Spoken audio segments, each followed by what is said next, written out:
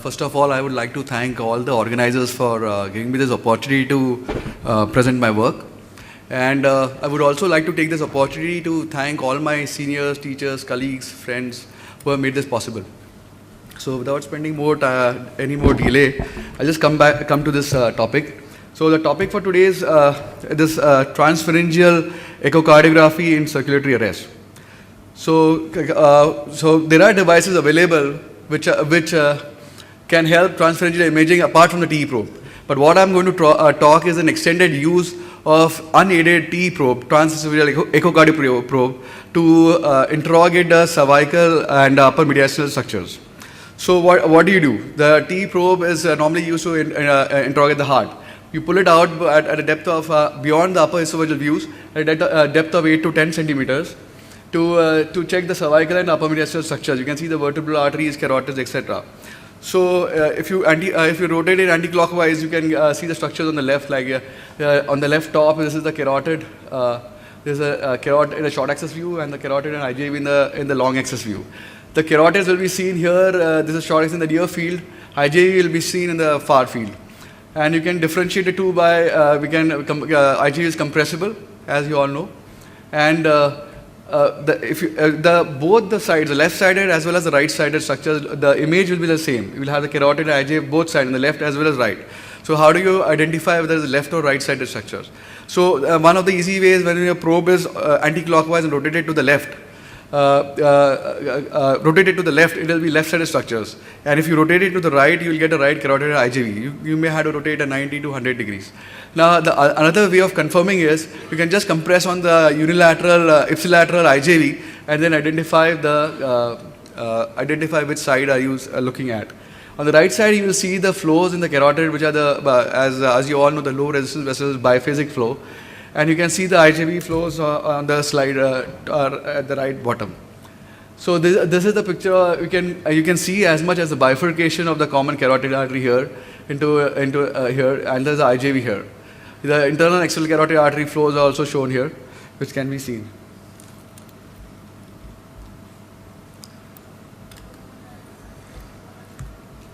Okay. So if you move to this, you can even see the vertebral artery flow here. This is a triphasic pattern here, and this is the this is left subclavian artery, the triphasic pattern, and the left subclavian artery seen while during bypass.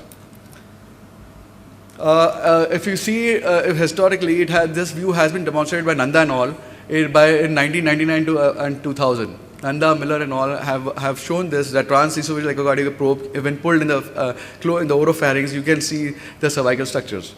Sergio Belacqua has demonstrated the use of the same technique for internal jugular vein cannulation. John Augustin in 2000 in a letter to editor, has suggested that the potential role in arch repairs. Last year, presented the application of this technique to optimize retrograde cerebral perfusion in our center. So the talk for today is in circulatory arrest. I would like to first discuss for RCP, retrograde cerebral perfusion, occurring during RCP. Traditionally, RCP is as we all know, is less popular than antegrade cerebral perfusion.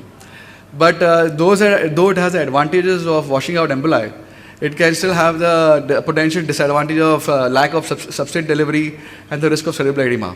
For that, traditionally we flow, the technique, however, RCP is traditionally flow at a lower rate and a lower pressure and lower flows. The risk of cerebral edema is always there, so you always want to flow with lower pressures. The pressure is more important than flow.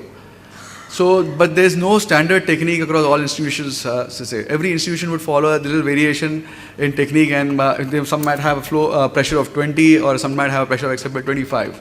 So, in a study by Dhca and all in 2003, they demonstrated an objective criteria for optimizing retrograde cerebral perfusion. They have demonstrated a reversal. They say the tight flows and pressure should be titrated till you demonstrate a reversibility of flow in bilateral carotid arteries while doing the retrograde cerebral perfusion. And how did they do it? They used a power mode transcranial Doppler and checked the flows in bilateral middle cerebral arteries to check the flow reversal of during RCP. And to their surprise, the observation was that initially they required a higher pressure here. This is a flare, you go on circ arrest, and the initial pressure required is higher higher than the routinely were traditionally believed to be 25. They approximately got 30 at times, 32, 33, 34, and then they had to then they could go down on the flows and pressures to continuously demonstrate the reversal of flow in both the middle cerebral arteries. The risk of cerebral edema would always be there with the higher pressure. So they could titrate the flows depending on watching for the change in the pulsatility indices in the Doppler, which could alert them to titrate their flows so that they would guard against the impending cerebral edema. The study, death and stroke rate, and this was almost equivalent to those anti-gate cerebral perfusion. The most important thing to be noted is the independent factor protective against both stroke and early death was the cerebral perfusion pressure. This concept of opening pressure has been studied in other studies as Gansel and Estria in 2008 also. They could achieve perfusion circulatory arrest times of 60 to almost 80 minutes without any neurocognitive event.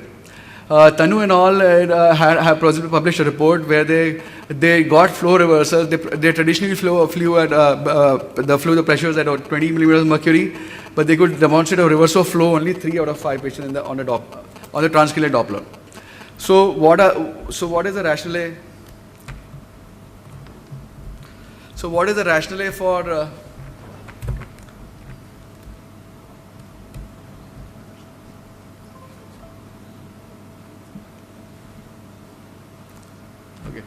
So what are the potential reasons for the high opening pressure? As we all would want to believe that the internal jugular vein has no valves, but it has been shown that 90% of IJV in humans might be valved with the 80% can have competent valves. So you require higher pressures to flow against them. There might be a lot of flow lost in the various low resistance vessels and shunts, epicardial veins. So you might have to compensate for that flow higher and at higher pressures. While doing retrograde cerebral perfusion, you also have to reverse the flow in the circuit. So what was going to the aorta now has to be reversed and going through the SVC cannula. So to overcome the initial inertia resistance, you might require to flow with the higher flow and resistance. So I would also like to mention about the role of NIRS in during circulatory arrest. So NIRS has gained a lot of popularity, as we have seen throughout all the talks yesterday, day before. I would like to say there's no magical number yet defined for an optimal number for a good surgical outcome. But more or less, if NRS value is below 50% or 40%, there's always an adverse event. So these values have been, there are various papers showing different values, like total, any value that goes throughout the surgery less than 40% may have an adverse event. Any value that if you compare the pre and post circulatory arrest by NRS values, RSO2 values, that also, and more than 50% drop will lead to an adverse event. But only one of the papers had studied the retrograde, the RSO2 values during circulatory arrest. So they say that when you cool the patient, the RSCP values, RSO2 values achieve a maximum, and it is close to 90-95 there. When you do an antegrade cerebral perfusion, when you do a circulatory arrest, the values drop down, and then again they will pick up when you do a cerebral protective perfusion. When you do an antegrade cerebral perfusion, the values go close to what you had achieved at baseline prior to initiating circulatory arrest, that is closer to 90. But in retrograde cerebral perfusion, these values would never go close to the baseline, because as we all know, the flows achieved by retrograde cerebral perfusion are very less compared to antegrade cerebral perfusion. However, with the higher flows, the higher NRS values were seen. Obviously, they never reached the baseline, but just creating a debatable issue whether it has any role in substrate delivery. One of the things I would like to mention during RCP is also the lower values of RSO2 can have two reasons. Either you're flowing low flows and low pressures and not cooling enough. The primary effect of RCP is cooling. Or the otherwise you are flowing at excessively high pressure to cause cerebral edema and further dropping the RSO2 values. The case what we did was had a routine conduct of circulatory arrest. Femoral arch cannulation cooled to 18 degrees. Bilateral radius were there, went to circulars after confirmation with jugular saturations.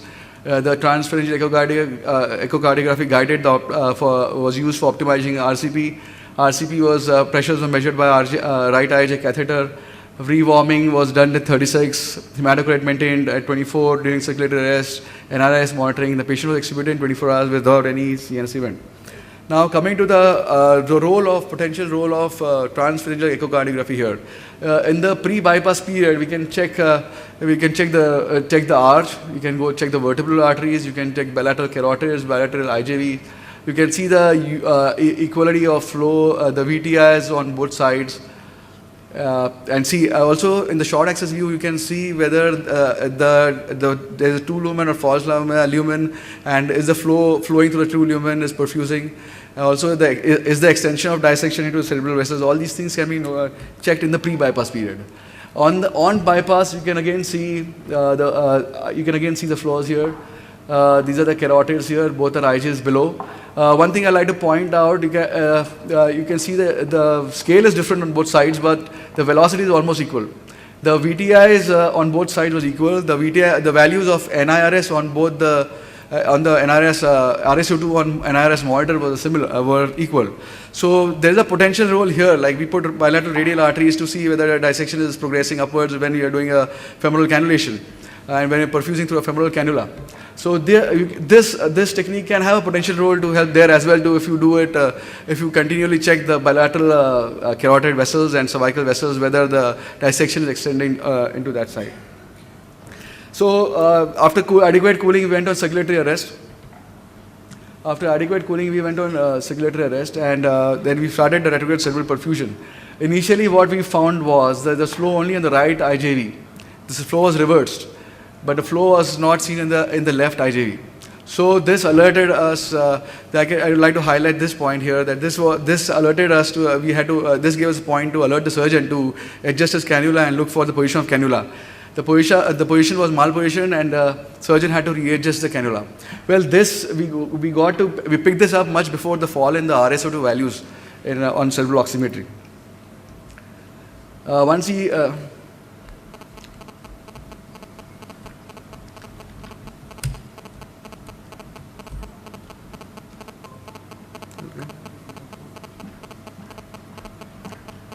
Okay.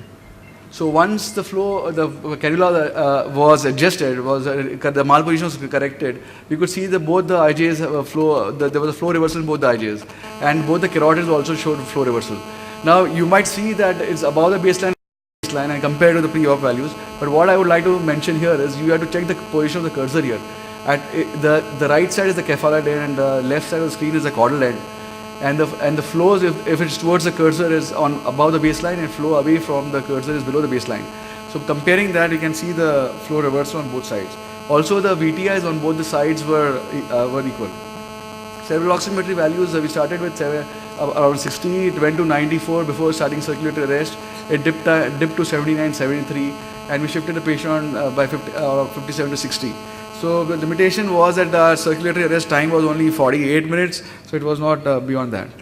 So now to highlight the potential role of transpharyngeal echocardiography, it can be used in the pre-bypass period, as I said, to interrogate all the vertebral vessels and all, subclavian arteries, the possible extension of beyond the arch, to verify the flows in the true or false lumen. You can verify the reversal of flows when you start RCP. And it can be flows and can be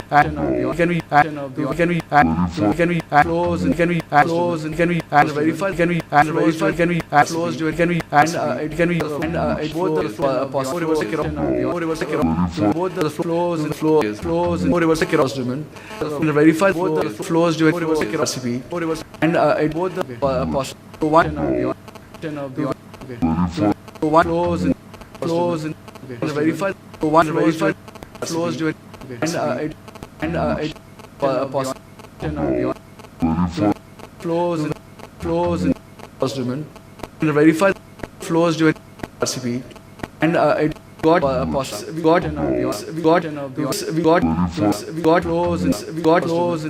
verified flows during we got it's we give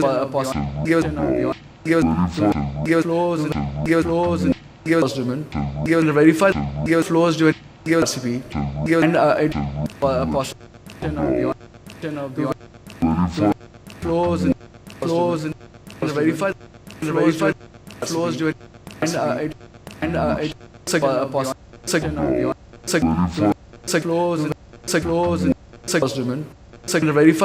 flows during RCP. Second, it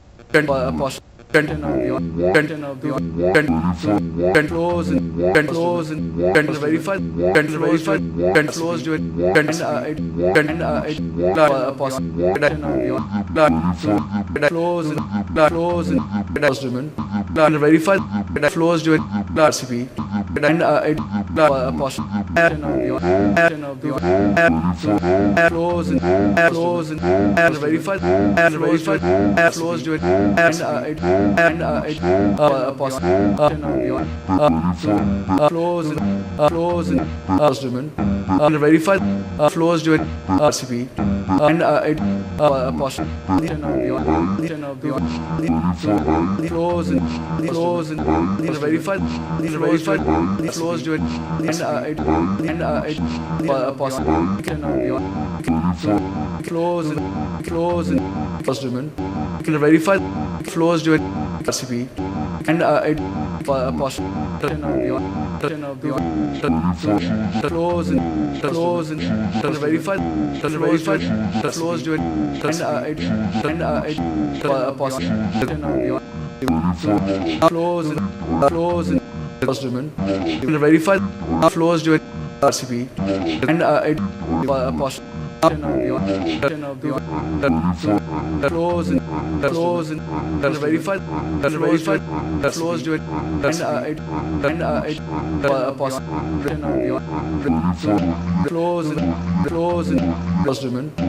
it verify flows during RCP and it verify flows during and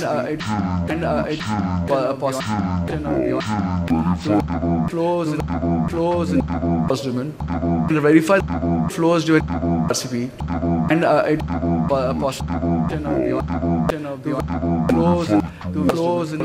verify flows during and it verify flows during RCP and it verify flows during